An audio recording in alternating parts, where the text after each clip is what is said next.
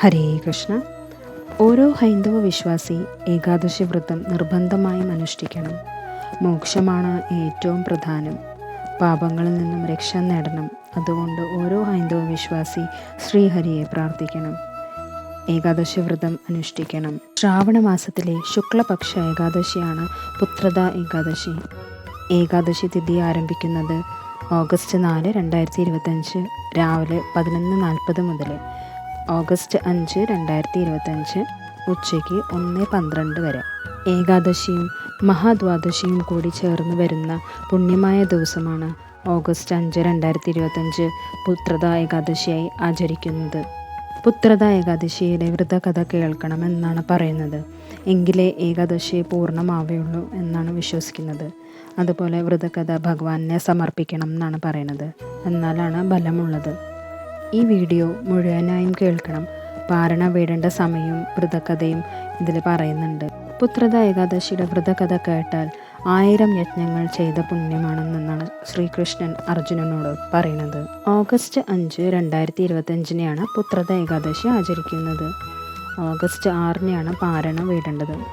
പാരണ വീടേണ്ട സമയം രാവിലെ 6:14 മുതൽ 10:23 വരെയാണ്. ഇനി നമുക്ക് പുത്രദ ഏകാദശിയുടെ വ്രതകഥ ഒന്ന് കേൾക്കാം. അർജുനൻ ശ്രീകൃഷ്ണനോട് ചോദിക്കുകയാണ്, കൃഷ്ണ, ഈ ശ്രാവണ മാസത്തിലെ ശുക്ലപക്ഷത്തിലെ ഏകാദശിയുടെ പേരെന്താണ്? എന്തിനാണ് ഈ ഏകാദശി ആചരിക്കുന്നത്? ശ്രീകൃഷ്ണൻ അർജുനനോട് പറയുക, ഈ പുത്രദ ഏകാദശി കഥ കേൾക്കുന്നത് തന്നെ അനേകായിരം യജ്ഞങ്ങൾ നടത്തുന്നതിന് തുല്യമാണെന്നാണ്. അത്രത്തോളം ശ്രേയസ്കരമാണ് ഈ ഏകാദശി. ഏകാദശി വ്രതങ്ങളിൽ വെച്ച് ഏറ്റവും ശ്രേഷ്ഠമായ വ്രതമാണ് ഈ പുത്രദ ഏകാദശി. ദ്വാപര യുഗത്തിലെ തുടക്കകാലത്ത് മഹിഷ്മതി എന്ന രാജ്യത്തിൽ മഹാചിത്ത എന്നൊരു രാജാവ് ഉണ്ടായിരുന്നു. ആ രാജാവ് വളരെ നല്ലൊരു രാജാവായിരുന്നു. ധാരാളം ദാനധർമ്മങ്ങൾ ചെയ്യുന്ന ഒരു ശ്രേഷ്ഠനായ ഒരു രാജാവായിരുന്നു. ഈ രാജാവിന് ഒരു ദുഃഖം മാത്രമേ ഉണ്ടായിരുന്നുള്ളൂ. ഈ രാജാവിന് പുത്രൻ ഉണ്ടായിരുന്നില്ല. ഒരു ദിവസം രാജാവ് സദസ്സിൽ മന്ത്രിമാരനൊക്കെ വിളിച്ചിട്ട് രാജാവ് തൻ്റെ ദുഃഖം പറഞ്ഞു. ഞാൻ അറിഞ്ഞുകൊണ്ട് യാതൊരു പാപവും ചെയ്തിട്ടില്ല. ഞാൻ ദേവന്മാർക്ക് വേണ്ട യാഗങ്ങളും യജ്ഞങ്ങളും ഒക്കെ നടത്താറുണ്ട്. ഒരാളെ പോലും ഞാൻ അറിഞ്ഞുകൊണ്ട് ബുദ്ധിമുട്ടിക്കാറുമില്ല. ബ്രാഹ്മണർക്കൊക്കെ ദാനം നടത്താറുണ്ട്. എല്ലാ പ്രജകളെയും ഞാൻ എൻ്റെ മക്കളെ പോലെ പരിപാലിക്കാറുമുണ്ട്. ആരോടും ഞാൻ അസൂയ വെച്ച് പുലർത്താറില്ല. ഇങ്ങനെയൊക്കെ ഞാൻ ചെയ്തിട്ടും എനിക്ക് മോക്ഷം നൽകുന്നതായി എനിക്ക് ഒരു പുത്രനില്ലല്ലോ. എന്തുകൊണ്ടാണ് എനിക്ക് ഇങ്ങനെ ഒരു അവസ്ഥ വന്നത്? മന്ത്രിമാരോട് പറഞ്ഞിട്ട് കരയായിരുന്നു. രാജാവിൻ്റെ ഈ ദുഃഖം കണ്ടപ്പോൾ മന്ത്രിമാർ ഇനി എന്ത് ചെയ്യുമെന്ന് ആലോചിച്ചപ്പോൾ അവിടെ അടുത്തുള്ളൊരു വനപ്രദേശത്ത് ഒരു മഹർഷി വന്നിട്ടുണ്ടെന്ന് അവർ അറിഞ്ഞു. അദ്ദേഹം വളരെ സിദ്ധനാണെന്ന് അറിഞ്ഞപ്പോൾ ഈ മന്ത്രിമാർ കാട്ടിൽ ചെന്നിട്ട് ആ ഋഷിയെ കാണുന്നു.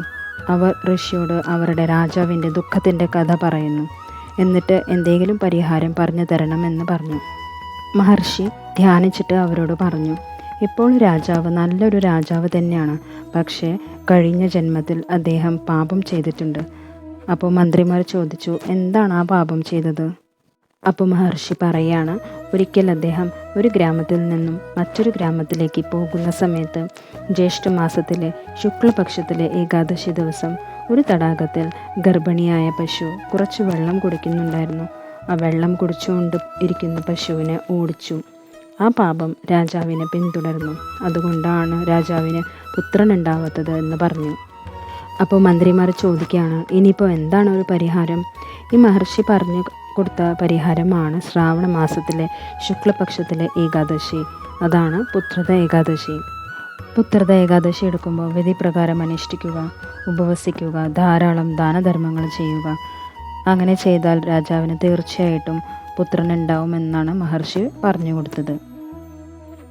അങ്ങനെ ഈ മന്ത്രിമാരൊക്കെ ചെന്നിട്ട് രാജാവിനോട് മഹർഷി പറഞ്ഞു കൊടുത്ത കാര്യം പറയുന്നു. രാജാവ് പുത്രദ ഏകാദശി വിധിപ്രകാരം എടുക്കുന്നു, ഉറങ്ങാതെ ഇരിക്കുന്നു, ഉപവസിക്കുന്നു. പിറ്റേന്ന് പാരണ സമയത്ത് ഭഗവാനെ തൻ്റെ വ്രതം സമർപ്പിച്ചിട്ട് പാരണ വീടുന്നു.